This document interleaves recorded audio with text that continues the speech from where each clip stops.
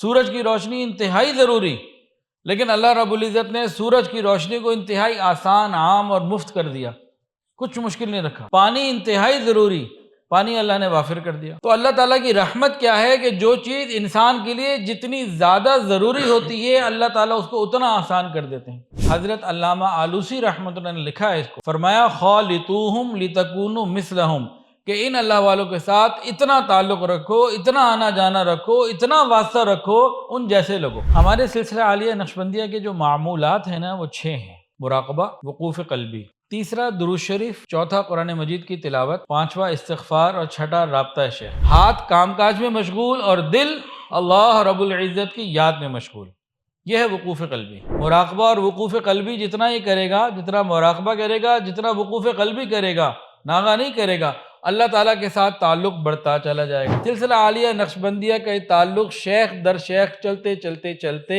جناب صدیق اکبر رضی اللہ عنہ تک پہنچتا ہے۔ ان کا تعلق اللہ کے بندوں کن کے ساتھ؟ نبی کریم صلی اللہ علیہ وسلم کے ساتھ۔ تو یہ تعلق ہمیں نبی علیہ السلام کے قدموں میں پہنچاتا ہے۔ یہ تعلقات قیامت کے دن بھی کام آئیں گے، دنیا میں بھی کام آئیں گے۔ جس کا اللہ کے ساتھ تعلق ہے وہ رسوا نہیں ہوگا۔ خواہش ہے کہ یہاں ایک خانقاہ بنے، اس مسجد میں بھی بنے، اور یہاں خوب کام ہو، تبلیغ کا بھی، ختم نبوت کا بھی، جمعیت علماء اسلام کے اعتبار سے سیاست کے بھی، اہل حق کے جتنے بھی دین کے شعبے ہیں سب کام ہو، لیکن سب کا تعلق روحانیت کے ساتھ ہو، اللہ کے ذکر کے ساتھ ہو، جن کی تنہائیاں پاکیزہ ہوں یہ لوگ ہوں، دین کے تمام کام ہوں لیکن اللہ کے تعلق کے ساتھ ہوں۔ میں کئی ایسے لوگوں کو ملا ہوں جو علمیت کے اندر بہت بڑا مقام رکھتے ہیں۔ ایک ایسے صاحب ہیں جن کی کتابوں سے میں خود استفادہ حاصل کرتا ہوں، بہت بڑا علمی مقام، بہت بڑا، بڑے بڑے مفسر اور محدث ان کا مقابلہ نہیں کر سکتے موجودہ حالات میں، بہت بڑا مقام، لیکن پینٹ شرٹ پہنتے ہیں، داڑھی کوئی نہیں۔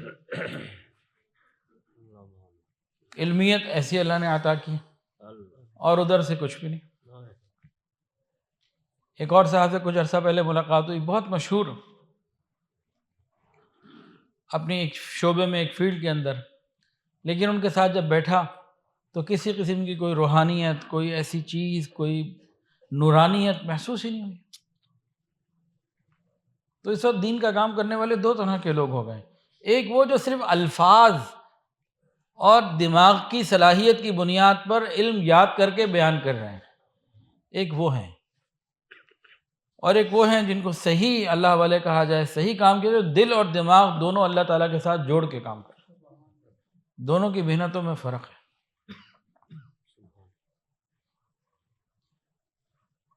ابھی الحمدللہ جھنگ کا اجتماع مکمل ہوا تو وہاں بہت ساری چیزیں انسان کو سیکھنے کو ملتی ہیں، تازہ ہو جاتی ہیں۔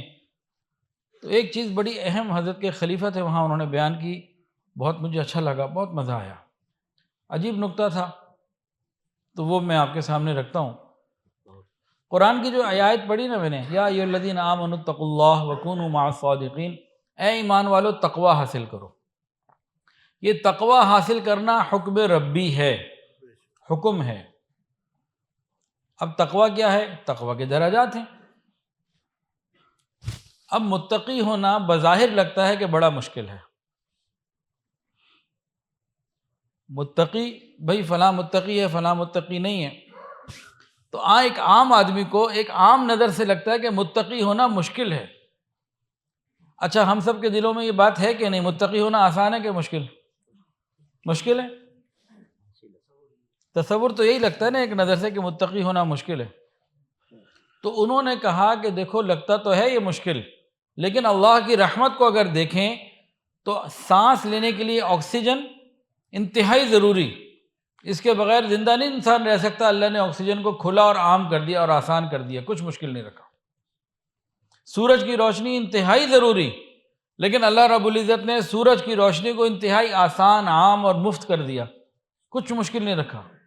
پانی انتہائی ضروری، پانی اللہ نے وافر کر دیا۔ تو اللہ تعالیٰ کی رحمت کیا ہے کہ جو چیز انسان کے لیے جتنی زیادہ ضروری ہوتی ہے اللہ تعالیٰ اس کو اتنا آسان کر دیتے ہیں۔ سونا، چاندی، ہیرے، جواہرات، اس کے بغیر زندگی گزر جاتی ہے نا۔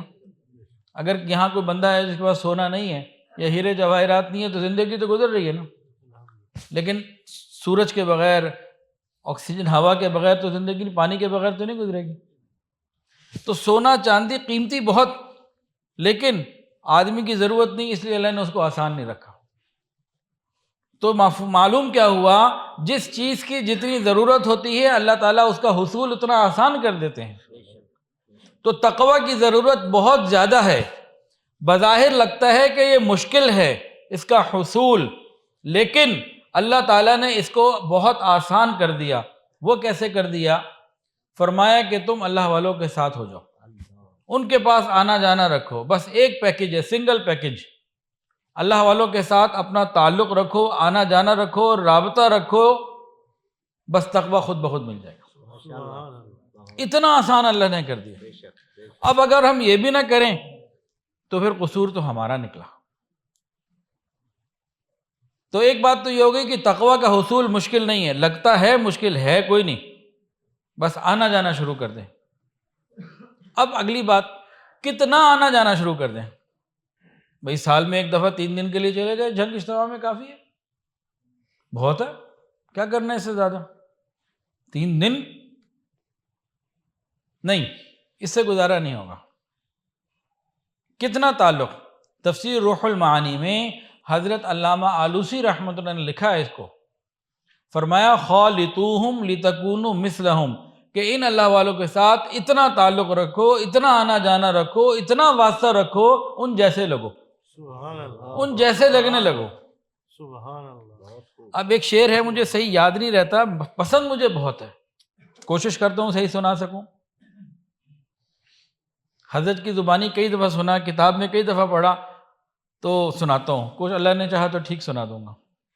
اپنے شیخ کے بارے میں ایک خواہش، یہاں تک جذب کر لوں، یہاں تک جذب کر لوں میں تیرے حسن کامل کو، تجھی کو پکار اٹھے جدھر سے گزر جاؤں میں۔ کہ میری تمنا طلب یوں ہے کہ میرے شیخ کے ساتھ میری نسبت ایسی ہو جائے، ایسا تعلق ہو جائے، میں جہاں سے گزروں مجھے نہ پہچانے، میرے شیخ کو میرے اندر سے پہچانے۔ تو یہ شعر جب پڑھتا ہوں، سنتا ہوں، مزہ آتا ہے، خوشی ہوتی ہے۔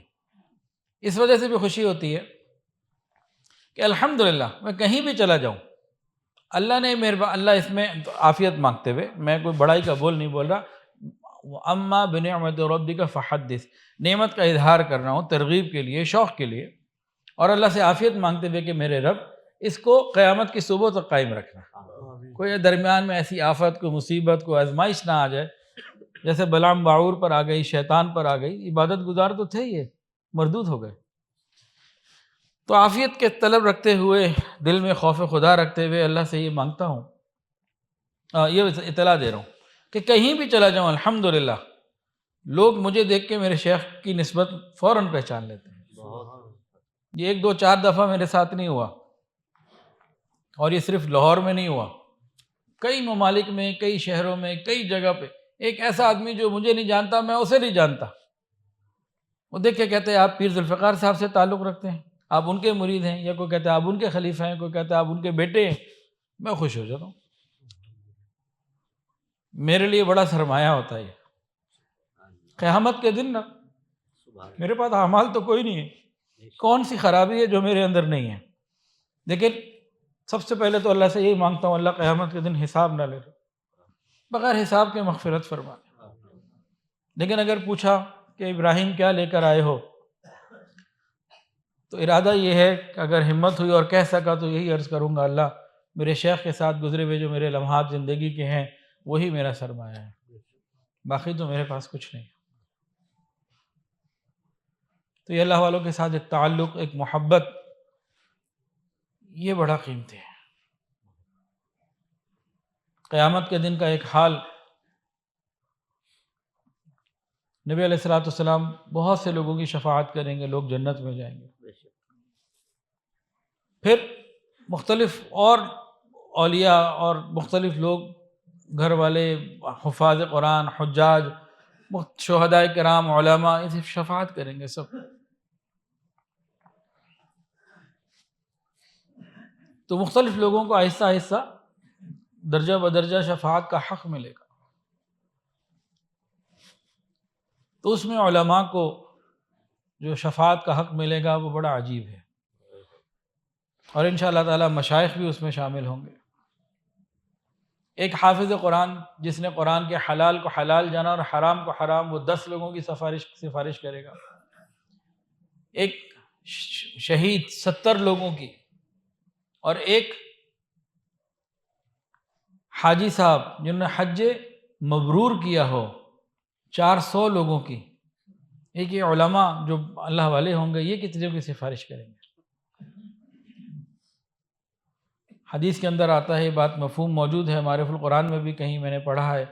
تو بہرحال کہ ان کو باقاعدہ پل صراط کے قریب کسی جگہ، اونچی جگہ، کوئی جگہ پہ کھڑا کیا جائے گا اور کہا جائے گا تمہارے پیچھے جتنے چلنے والے ہیں ساروں کو لے جاؤ۔ اب گنتی نہیں ہے یہاں پہ۔ اور اس طرح بھی الفاظ مجھے یاد آ رہے ہیں کہ اگرچہ ان کی تعداد آسمان کے ستاروں کی مانند ہی کیوں نہ،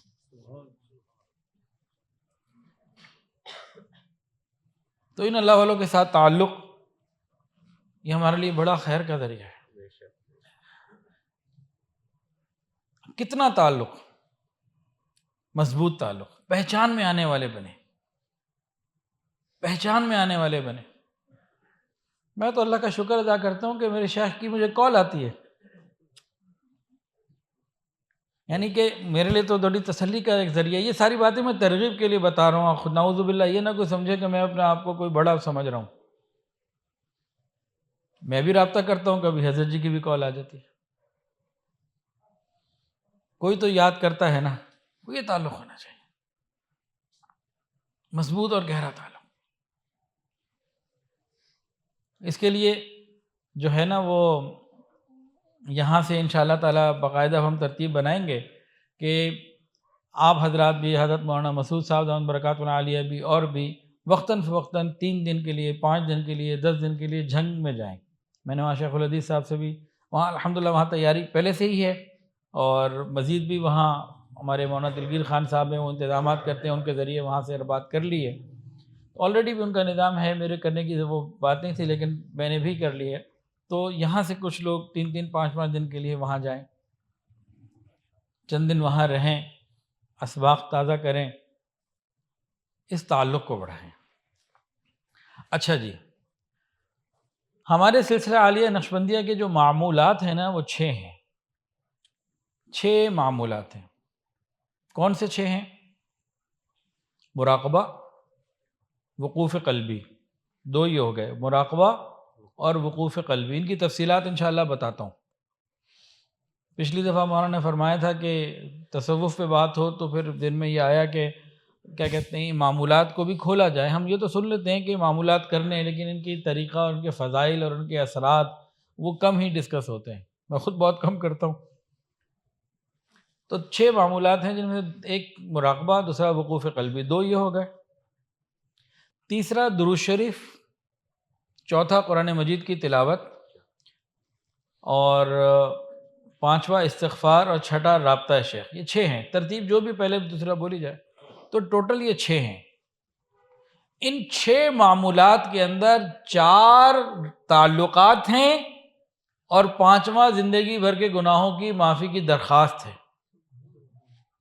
ان 6 معمولات کے اندر اس کا جو خلاصہ لب لباب نکالے نا، عرق جو بالکل آخر میں نکلتا ہے، کتنا خوبصورت ہے کہ ان 6 معمولات میں 4 تعلقات ہیں جو ہمارے استوار ہوتے ہیں، مضبوط ہوتے ہیں، بلند ہوتے ہیں، اور ایک گناہوں کی معافی کی مسلسل درخواست ہے۔ گناہوں کی معافی کا خوبصورت ترین، مستند، مجرب ترین ذریعہ ہے۔ اب اس کو کھولا جائے، تعلقات کون کون سے؟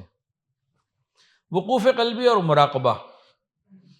مراقبے میں تو کیا ہوتا ہے، طریقہ اس کا یہ ہے کہ آنکھوں کو بند کر کے، سر کو جھکا کے انسان بیٹھ جائے، یہ خیال کر کے بیٹھے کہ اللہ تعالیٰ کی طرف سے رحمت آ رہی ہے، بلکہ پوری بات بتا دیتے ہیں۔ عام مجمع میں پوری بات بہت کم بتائی جاتی ہے، لیکن آپ کو بھی پوری بات بتا رہے ہیں۔ آنکھوں کو بند کر کے بیٹھیں، یہ خیال کر لیں کہ اللہ تعالیٰ کی طرف سے رحمت آ رہی ہے، نبی کریم صلی اللہ علیہ وآلہ وسلم کے قلب اطہر پر آ رہی ہے، وہاں سے جناب صدیق اکبر رضی اللہ تعالیٰ عنہ، اور تمام مشائخ کے سینہ بسینہ ہوتے ہوتے ہوتے میرے شیخ کے قلب اطہر پر آ رہی ہے، اور ان کے شیخ سے میرے دل پر آ رہی ہے، ان کے قلب اطہر سے میرے دل پر آ رہی ہے۔ یہ اس کی پوری جو ہے نا وہ ترتیب ہے، نیت ہے، یہ ایک سلسلہ ہے۔ ورنہ عام طور سے اتنا بتایا جاتا ہے کہ آنکھوں کو بند کر کے بیٹھے ہیں خیال کر کے کہ اللہ تعالیٰ کی طرف سے رحمت آ رہی ہے، میرے دل میں سما رہی ہے، میرا دل کر رہا ہے اللہ اللہ اللہ۔ اکثر آپ سب نے یہی سنا ہوگا۔ یہ پوری تفصیل بہت کم بتائی جاتی ہے۔ یہ بتائی کن کو جاتی ہے؟ جو ذرا آگے بڑھیں، تھوڑا سا دیکھیں۔ عام مجموع میں ہر آدمی کو یہ ہضم نہیں ہوتی، اس کے لیے اس کا ہاضمہ خراب ہو جاتا ہے، تو اس لیے پھر اس کو کہیں کہ ہاضمہ خراب نہ ہو۔ تو یہ اس کا طریقہ، تو یہ ہے مراقبہ۔ یہ روزانہ کرنے کی ضرورت ہے، کم سے کم 21 منٹ تو ہو جائے، 1 ساعت۔ بعض بزرگ فرماتے ہیں ایک ساعت جو ہے وہ 21 منٹ ہے، بعض 25 منٹ بھی بتاتے ہیں، تو 20-25 منٹ روزانہ کی ترتیب ہو۔ اکٹھی ہو جائے تو بہت اچھا، الگ الگ ہو جائے متفرق، 10 منٹ صبح، 10 منٹ شام، یا ہر نماز کے ساتھ چند منٹ، جو بھی۔ تو یہ 20-25 منٹ تو یہ سٹارٹر ہے، یہ خالی ابتدائی ہے۔ جو 2-4 منٹ والے ہیں وہ بھی ٹھیک ہیں، انہوں نے راستہ تو لے لیا، لیکن یہ 20-25 منٹ والے جو ہیں نا، یہ آگے بڑھنے کی کوشش کر سکتے ہیں۔ پھر ایسے بھی لوگ ہیں جو گھنٹوں کرتے ہیں، الحمدللہ آج بھی کرتے ہیں۔ تو یہ تو ہو گیا مراقبہ۔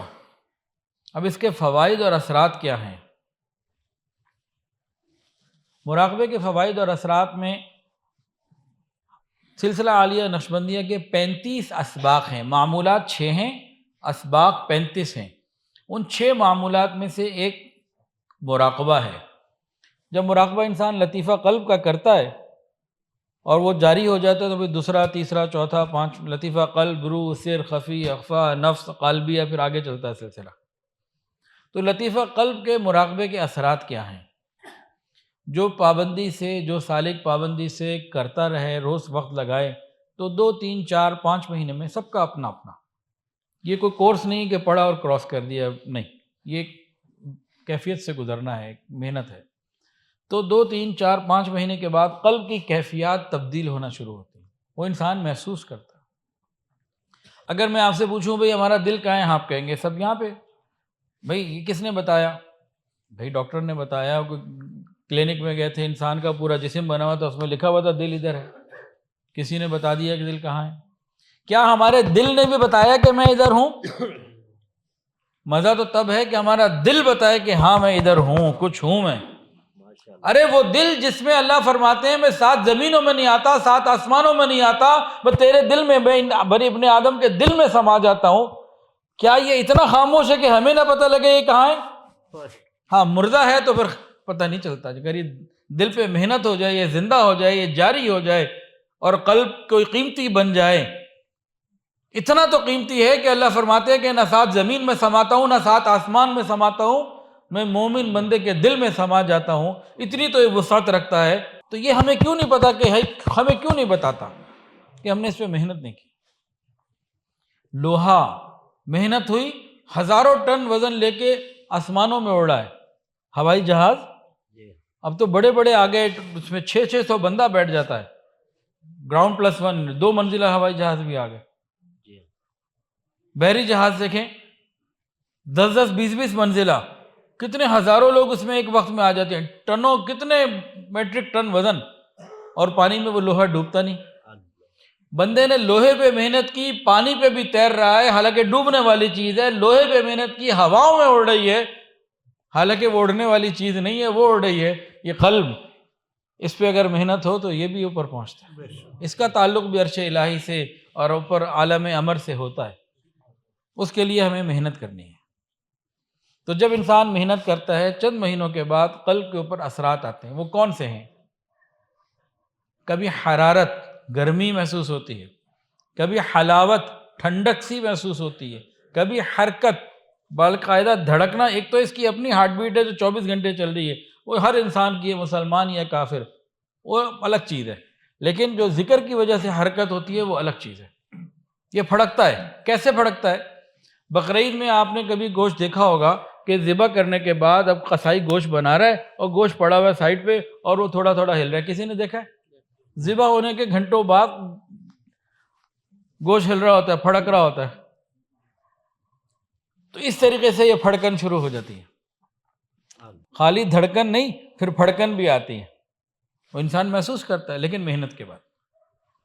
اچھا، یہ تو مراقبے کے کچھ تھوڑی سی تفصیل، اس میں تو بہت تفصیلات ہیں کیونکہ میں نے 6 معمولات کی پوری تفصیل کرنی ہے تھوڑی تھوڑی، تو یہ مراقبے کے اثرات ہیں. پھر لطیفہ قلب کے مراقبے کا دوسرا فائدہ یہ ہے کہ شہوات کنٹرول ہوتی ہیں. شہوات ہم ایک ہی سمجھتے ہیں، حرام اور نامحرم والی، وہ نہیں، وہ بھی، لیکن شہوات کی کئی قسمیں ہیں. ایک تو وہی ہے، وہ ختم نہیں ہوگی، کنٹرول ہو جائے گی. وہ حرام پہ آپ کو نہیں لے جائے گی، مجھے نہیں لے جائے گی، وہ حلال تک رہے گی. انسان اپنی بیوی تک محدود رہے گا اگر شادی شدہ ہے تو، غیر شادی شدہ ہے تو گناہوں سے بچے گا. پھر ایک یہ شہوت ہوتی ہے کہ میں خوب اچھا کھاؤں، اپنی مرضی کا مجھے ملے، اور وہ بھی کنٹرول ہو جاتا ہے. اچھا کھانا پھر بھی کھائے گا، انسان ہی رہے گا، مراقبہ کر کے کچھ اور نہیں بن جائے گا. پھر حرام سے بچے گا، نہیں یہ ملٹی نیشنل کمپنی کی چیز ہے، اس کا پتہ نہیں اس میں کوئی غلط چیز نہ ہو، اس کو چھوڑ دو یار، یہ بازار کی بنی، اس کو گھر کا کھائیں گے بس، ٹھیک ہے. تو اچھا کھانا وہ منع نہیں ہوگا، اس کی جو برائیاں ہیں وہ نکل جائیں گی، اس کی برائی کی طلب اندر سے نکل جائے گی. تیسرا فائدہ کہ میں اچھا لگوں، تو اچھا لگنے میں ہر چیز دائرۂ شریعت کے اندر آ جائے گی. بھائی میں نے لباس ایسا نہیں پہننا کہ کسی غیر مسلم کی باطل کی تشبیہ ہوتی ہو، مشابہت ہوتی ہو. اچھا پہنوں گا، قمیص شلوار اچھی لے لوں گا، ویسٹ کوٹ اچھی لے لوں گا، پیسے زیادہ تو قیمتی لے لوں گا، جیٹ آٹ پہ چلا جاؤں گا اور اس سے کوئی بہتر برانڈ ملے گا وہ لے لوں گا. یہ ممکن ہے، لیکن زیادہ برانڈز پہ جانا بھی نہیں چاہیے. تو ایک کنٹرول میں آ جاتا ہے معاملہ. تو یہ لطیفہ قلب کے اثرات ہو گئے. دوسرا ہے وقوف قلبی. پہلا کیا تھا؟ مراقبہ. دوسرا وقوف قلبی. بہت سے لوگ وقوف قلبی اور مراقبے کو ایک سمجھ لیتے ہیں. آج بھی ایک صاحب میرے پاس آئے، کہنے لگے حضرت کہ جو چلتے چلتے اللہ اللہ کرتے ہیں. میں نے کہا وہ کیڑا بندہ آ گیا باجی، مراقبہ تو بیٹھ کے ہٹ کٹ کے ہوتا ہے، یہ چلتے چلتے مراقبہ کون سا آپ کر رہے ہیں؟ میں نے کہا جی وہ وقوف قلبی ہوتا ہے. تو لوگ اس کو سمجھتے نہیں بعض دفعہ. وقوف قلبی کا مطلب ہے اللہ تعالیٰ کا دھیان. ہاتھ کارول دل یارول، ہاتھ کام کاج میں مشغول اور دل اللہ رب العزت کی یاد میں مشغول. یہ ہے وقوف قلبی. اس کی مثال ایسے ہے کہ آپ کی جیب میں 5 لاکھ روپے ہوں اور آپ نے بازار سے دکان کے لیے کوئی خریداری کرنی ہو. آپ یہاں سے گئے لاہور، اور کپڑے کا آپ کا کاروبار ہے، اعظم کلاتھ مارکیٹ میں مختلف دکانوں سے آپ نے ورائٹی لے کر آنی ہے. نورپور تھل، جیب میں پیسے ہیں. آپ یہاں نورپور تھل سے نکلے، اپنی گاڑی میں گئے یا بس میں گئے، لاہور پہنچے، وہاں ناشتہ وغیرہ کیا، صبح مارکیٹ کھلی، پہنچے، 10-12 دکانیں دیکھیں، کہیں آرڈر لکھوایا، کہیں مال پسند کیا، کہیں کا اچھا میں ریٹ دیکھ کے آگے بتاتا ہوں. پھر ظہر کا وقت ہوا، کھانا وانا کھایا. شام کو 3-4 بجے آپ نے کہا جی جتنے میرے پاس پیسے تھے نا اس حساب سے میں نے تقریباً سلیکشن کر لیے، اور جو بل بنوائے گئے فائنل اسے ڈیل کی، اور اس کو 5 لاکھ روپے کی پیمنٹ دی، اور آپ واپس آ گئے. جب تک پیمنٹ آپ کے پاس تھی، آپ رات کو نکلے تھے نورپور تھل سے، صبح لاہور پہنچے، مارکیٹ پہنچے، وہاں کھوے سے کھوا، بندے سے بندہ ٹکرا رہا ہوتا ہے، چھوٹی چھوٹی گلیاں ہوتی ہیں، اور وہاں بھی آپ کے پاس 6 گھنٹے پیسے جیب میں رہے. آپ نے نماز بھی پڑھی، لوگوں سے بھی ملے، سارا کچھ کیا، لیکن ہر وقت جب تک پیسہ جیب میں رہا یہ خیال رہا کہ میری جیب میں پیسے ہیں، اس سے غافل نہیں ہوئے. ایسا ہوتا ہے کہ نہیں ہوتا؟ تو غور کرنے کی بات ہے، جب میرا دل مال میں اٹک سکتا ہے تو اللہ کی ذات میں کیوں نہیں اٹک سکتا؟ جب مخلوق میں اٹک سکتا ہے تو خالق میں کیوں نہیں؟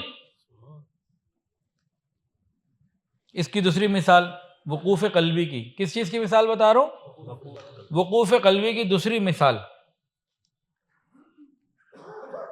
آپ کو معلوم ہوا کہ آپ کا بیٹا کالج میں لاہور پڑھنے گیا ہوا تھا اور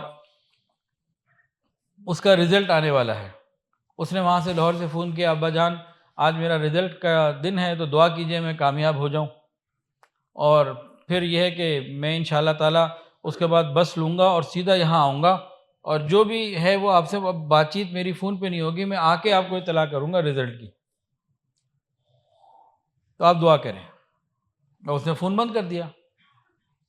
اب آپ یہاں پر ہیں، انتظار میں ہیں، اچھا اس نے کہا تھا شام کو رزلٹ آئے گا، شام تو ہو گئی اور جناب پھر رات بھی گزر گئی، وہ صبح پہنچا تو اس نے سلام کیا، آپ نے جواب دیا، یا آپ نے سلام کیا اس نے جواب دیا، اس کے بعد آپ پوچھتے ہیں بیٹا نتیجے کا کیا بنا؟ سارا وقت میں تمہارے خیال میں رہا، سارا وقت میں تمہارے دھیان میں رہا، کل تم نے جب بتایا تھا اس وقت سے لے کے ابھی تک سارا وقت تمہارے دھیان میں رہا، کیا اس میں ہم نے کھانا نہیں کھایا ہوگا، نمازیں نہیں پڑھی ہوں گی اور معاملات دنیا کے نہیں نبھائے ہوں گے، سارا ہی کچھ کیا ہوگا، لیکن ایک خیال کہ بس وہ آج اس کا رزلٹ ہے، اب وہ نکلے گا، اب وہ گاڑی میں ہوگا، اب وہ پہنچے گا، ایک خیال لگا ہوا ہے، ایک دھیان لگا ہوا ہے۔ یہ دھیان جب مال پیسے میں اور اولاد میں اور مخلوق میں اٹک سکتا ہے تو یاد الہی میں کیوں نہیں؟ محنت سے ہو جاتا ہے، تو یہ ناممکن نہیں ہے۔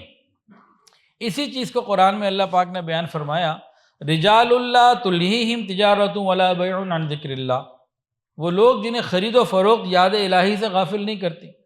اب نور پور تھل میں ایک دکان پہ بندہ بیٹھا ہوا ہے، اس کے بعد کسٹمر آ گیا، اب اللہ کہتے ہیں یاد الہی سے غافل نہیں ہے، اب وہ آگے پوچھے یہ چیز کتنے کی ہے، وہ کیا کہے گا 100 روپے کی ہے، اللہ اللہ، وہ کہے ڈسکاؤنٹ کر دو، کہ جی ڈسکاؤنٹ کرنی، ریٹ ایک ہی ہوتا ہے، اللہ اللہ، ایسا کرے گا؟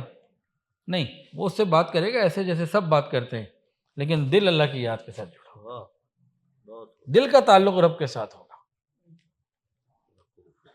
اب اگلا سوال ہو یہ ملے کیسے؟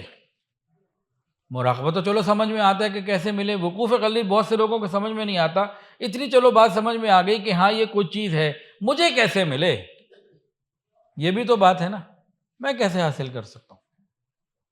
تو اس میں دو باتیں ہیں، ایک تو ہے جو صبح شام کی مسنون دعائیں ہیں، کھانا کھانے سے پہلے کی، بات کی، صبح کی، رات کی، مسجد داخل ہونے کی، باہر نکلنے کی، بازار آنے جانے کی، مختلف جو دعائیں، رات کو سونے کی، صبح اٹھنے کی، مختلف جو دعائیں، ان مسنون دعاؤں کا اہتمام یہ انسان کو بار بار رب سے جوڑتا ہے، بار بار رب سے تعلق جوڑتا ہے، مسنون دعاؤں کا اہتمام۔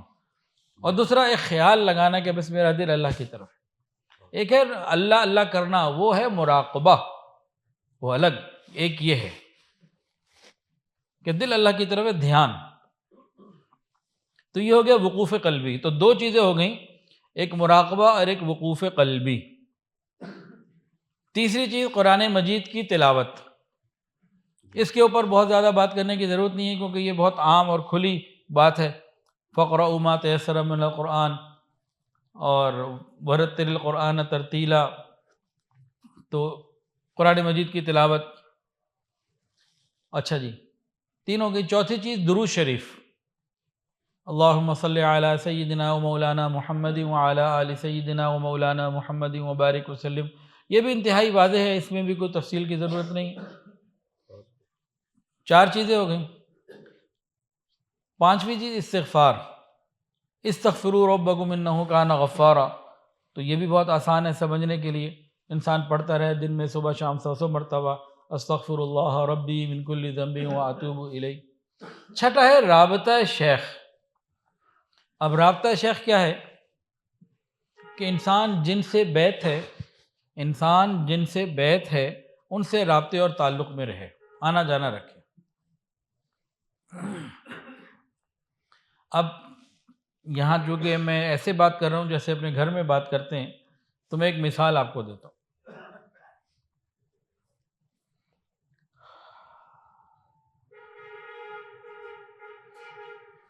بہت سے لوگ یہ سمجھتے ہیں کہ شیخ چونکہ مصروف ہیں اس لیے ہم رابطہ نہیں کر پاتے، یہ شیطانی وسوسہ ہوتا ہے، دھوکہ ہو جاتا ہے، کیونکہ شیخ چونکہ مصروف ہیں اس لیے رابطہ کیسے رکھیں۔ میرے پاس ایک صاحب آئے، کئی دفعہ ایسے کئی لوگوں سے میں ڈائلاگ کر چکا ہوں، تو مجھے آ کے کہنے لگے کہ حضرت چونکہ آپ مصروف بہت ہوتے ہیں نا اس لیے میں رابطہ نہیں کر پاتا۔ میں نے کہا بہت خوبصورت بات ہے، اپنی سستی میرے گلے ڈال، میرے گلے ڈال۔ سبحان اللہ، مصروف میں ہوتا ہوں، رابطہ آپ نہیں رکھ پاتے۔ اس کے بعد میں ان سے پھر اگلی بات پوچھتا ہوں، میں نے کہا بھئی آپ نے جو بتایا تو آپ کے مطابق میں مصروف ہوں اور واقعی ہوں، تو آپ یہ مانتے ہیں؟ ہاں۔ میں نے کہا اچھا جو میرے شیخ ہیں حضرت پیر ذوالفقار احمد نقشبندی دامت برکاتہ العالیہ، کیا وہ مجھ سے زیادہ مصروف ہیں آپ کی نظر میں؟ ہاں یہ تو بہت مصروف ہیں۔ آپ سے تو پھر ٹائم ملنا آسان ہے، وہ تو اور زیادہ مصروف ہیں۔ میں نے کہا یہاں تک ذرا رک جائیں، آپ کے بقول میں بھی مصروف ہوں اور میرے شیخ تو بہت زیادہ مصروف ہیں، ان دو مصروف لوگوں کا آپس میں تعلق اور رابطہ تو ہے، تو آپ کہتے ہیں رابطہ نہیں ہے، تو اس میں کیا وجہ ہے؟ پھر وہ خاموش ہو جاتے ہیں۔ اصل میں شیطان کسی نہ کسی طریقے سے رابطہ کرنے سے روک دیتا ہے۔ اب رابطے کے کئی طریقے ہیں، ٹیکنالوجی کا زمانہ ہے، بہت ساری چیزیں آ گئی ہیں، رابطے کے بہت سارے طریقے ہیں۔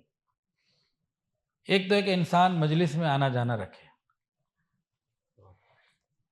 آنا جانا، شیخ کے پاس آنا یا ان کا آنا جانا، ملاقات رہے۔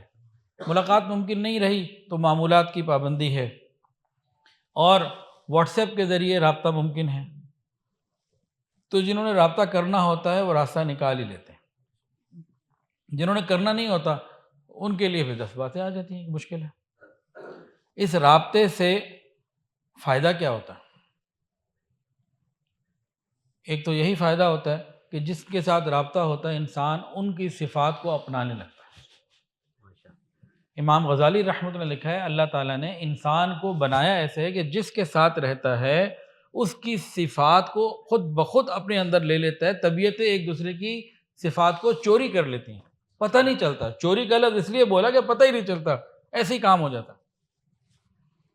علماء نے لکھا جانوروں کی صحبت کے اندر بھی اثرات ہیں، بکریاں پالو تو مسکنت، گھوڑا پالو تو فخر، اونٹ پالو تو کینہ۔ جب جانوروں کی صحبت میں اثرات ہوں تو انسان کی صحبت میں کیوں نہ ہو، وہ اثرات منعقد ہوتے ہیں۔ تو یہ 6 معمولات کی مختصر سی تفصیل ہو گئی۔ اب آ گئی بات 4 رابطوں کی۔ بات یاد ہے کسی کو رابطوں والی؟ 4 رابطے بڑھتے ہیں ہمارے، بتا دوں یا رہنے دوں؟ ہے بڑا قیمتی موضوع، دل خوش ہو جائے گا انشاءاللہ تعالی۔ ان 6 معمولات کی پابندی کرنے والے کو 4 تعلقات بنتے ہیں اس کے۔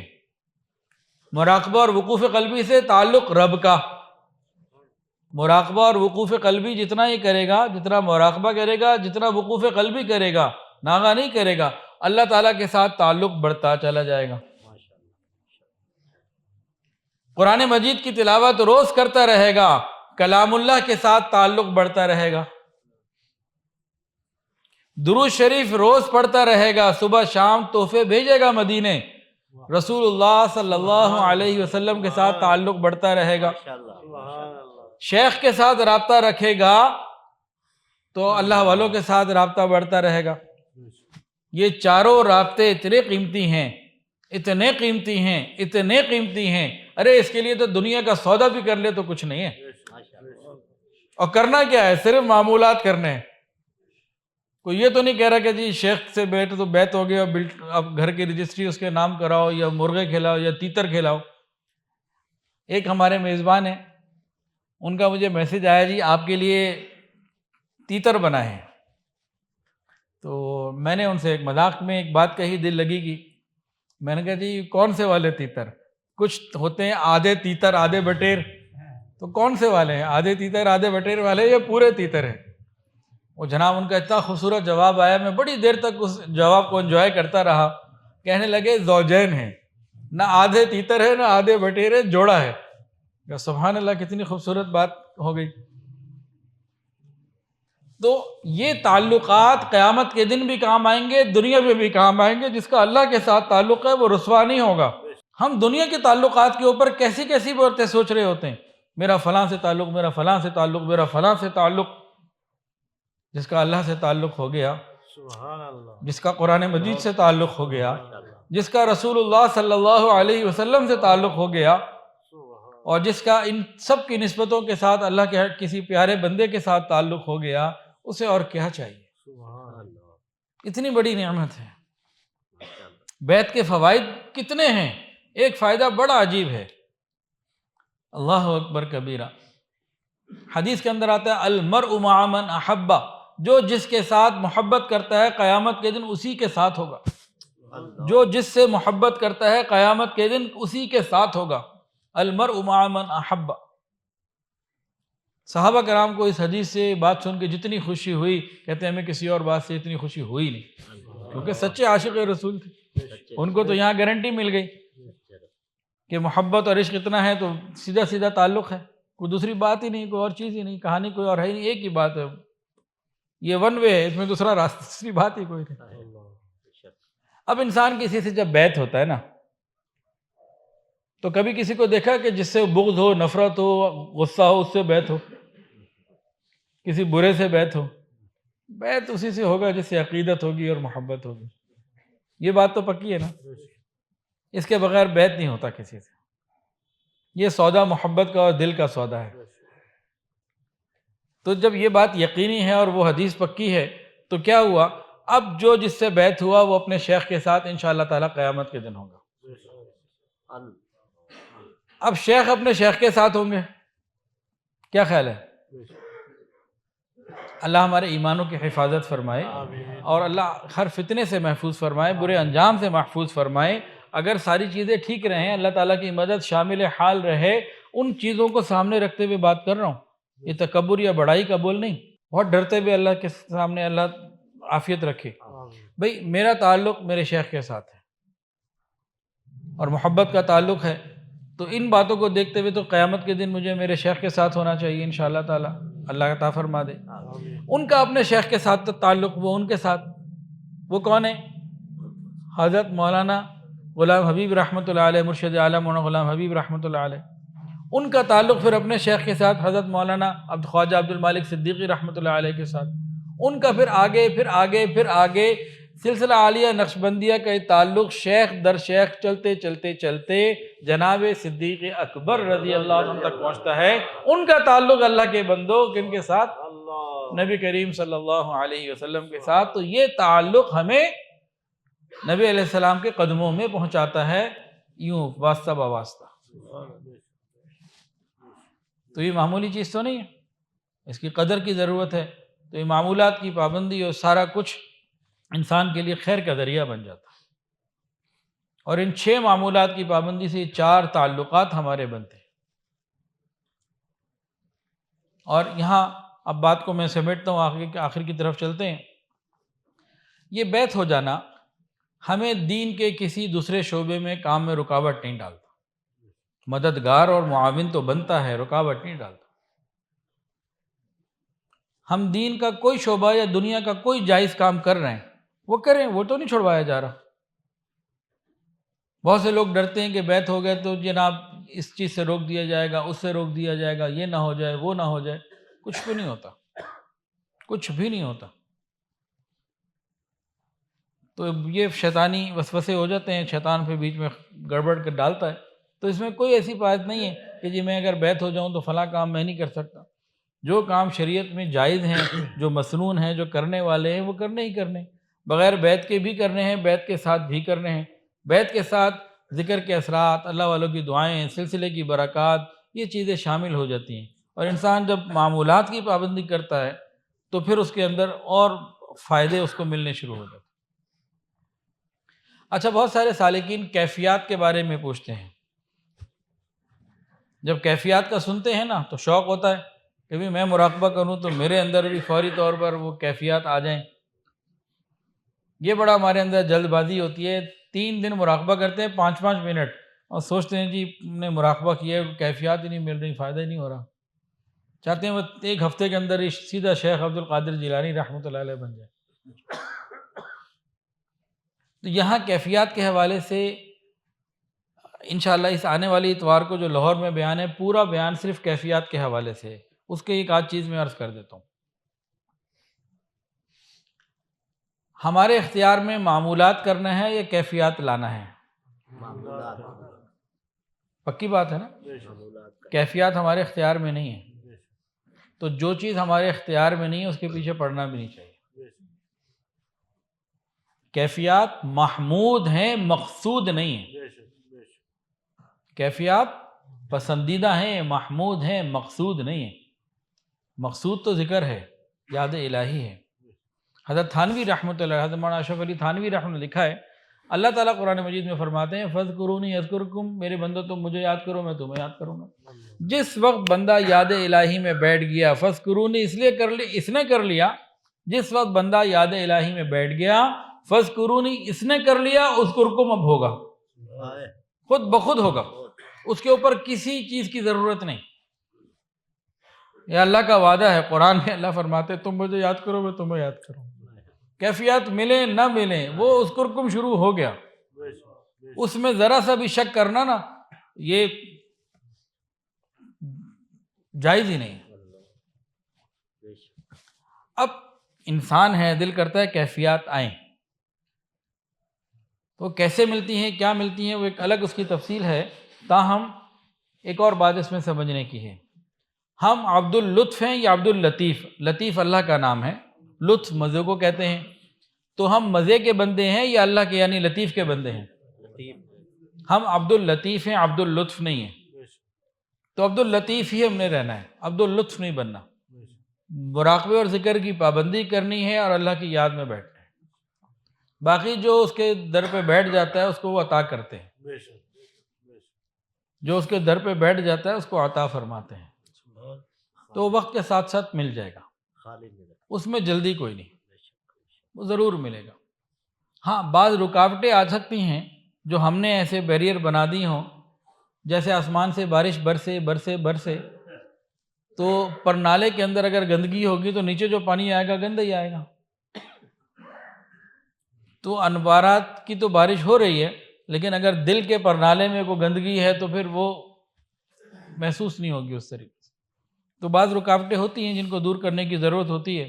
وہ گناہوں کی توبہ استغفار سے, معافی مانگنے سے, گھر کا پاکیزہ کھانا کھانے سے, نگاہوں کی حفاظت سے, یعنی گناہوں سے بچنے سے وہ مل جاتی. تاہم ہم نے یہی دیکھا ہے الحمدللہ جو بھی پابندی سے مراقبہ کرتا ہے اس کو اس کا فائدہ جلد یا بدیر مل کر رہتا ہے. لیکن اس کے پیچھے پڑنا نہیں چاہیے.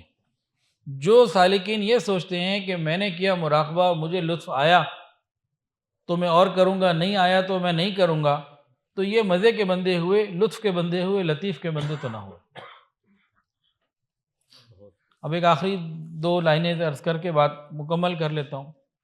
ایک کتاب میں پڑھا تھا کہ زبور کے حوالے سے انہوں نے لکھا کہ زبور میں یہ بات لکھی ہوئی ہے, اللہ تعالیٰ فرماتے ہیں میرے بندو اگر میں جنت نہ بناتا تو کیا میں عبادت کا مستحق نہیں تھا؟ میرے بندو اگر میں جنت بناتا تو کیا میں پھر عبادت کا مستحق نہیں تھا؟ بالکل, اللہ تعالیٰ تو عبادت کے مستحق ہیں ہی ہیں. جنت تو اپنے فضل سے اللہ عطا فرماتا ہے. تو اس لیے کیفیات کے پیچھے پڑنا نہیں چاہیے. ہاں مل جاتی ہیں, کوئی محروم نہیں رہتا. بس اپنے اپنے درجے کی وقت کی بات ہے, اپنے وقت پہ سب کو اللہ تعالیٰ عطا فرما دیتے ہیں. ہم کوشش کرتے رہیں, مانگتے رہیں, معمولات کی پابندی کرتے رہیں, گناہوں سے اپنے آپ کو بچاتے رہیں. اور ان تمام معمولات کا اصل اصول کیا ہے؟ ان معمولات میں جو انتہائی اہم ہے وہ مراقبہ ہے. ٹھیک ہو گیا؟ اور ان کا اصل اصول کیا ہے؟ بنیادی 1 پوائنٹ جو ہے نا, جو سارے معمولات کا پیکج ہے وہ کیا ہے؟ کوئی بتائے جی. ان 6 میں سے بنیادی اکائی, بنیادی یونٹ کون سا ہے ان میں جو جس کی وجہ سے سارے کام ہو جاتے ہیں؟ استغفار. اچھا جی, اور ایک جواب آ گیا استغفار, دوسرا آ گیا دھیان, تیسرا آ گیا تقویٰ, چوتھا آ گیا رضا الہی, اخلاص.